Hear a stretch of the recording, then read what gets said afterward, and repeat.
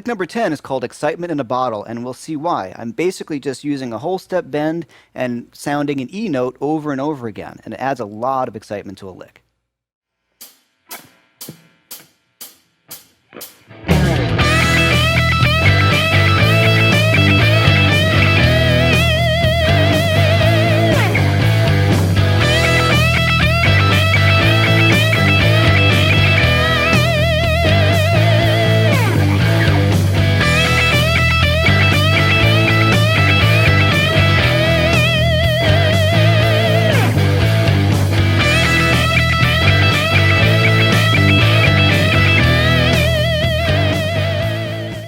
I'm just playing an E minor pentatonic. The chord progression just E, G, A, E, G, A, kind of like an AC/DC vibe. So here I'm going to use my third finger. I'm thinking E minor pentatonic, and I'm bending my D up towards the E, and then I'm going to fret the E on the high string. Now the trick on this lick, that's the lick, is to keep the bend in continuous motion until I fret the E on the high string. Because if you don't, you're going to get, right? You want to keep it going.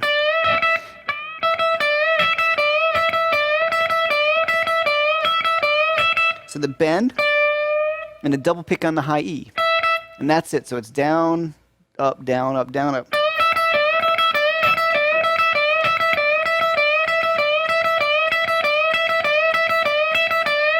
And I just kind of ended it with a big bend on the D up to an E and vibrato the heck out of that.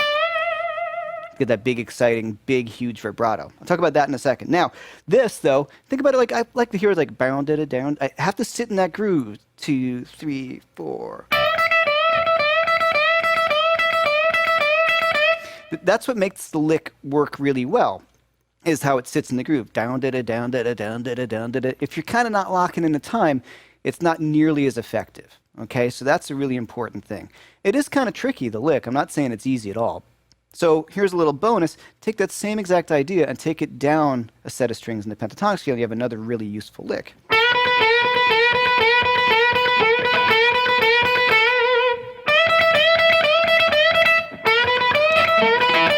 You mix the two together, right? They're really cool. Now, the reason why it's kind of like excitement in a bottle, and what you want to do is stockpile a bunch of these licks, and there are a number of them in this course, that these things that you have under your fingers that you know are going to be really effective. And, you know, some people have this idea of like, I'm always improvising. Well, improvising is really about having a lot of vocabulary together that you may or may not have put together in the same way. So here, if you have these kind of licks that you know are going to be really effective and get people excited and build up some stuff in a solo, that's great. That's what we're practicing for, right? And you might not have put them in that solo at that particular time on another gig or something. But if you have this in your pocket, you know you want to really kind of kick some butt and bring up stuff to another level. This is a lick that works really well for that.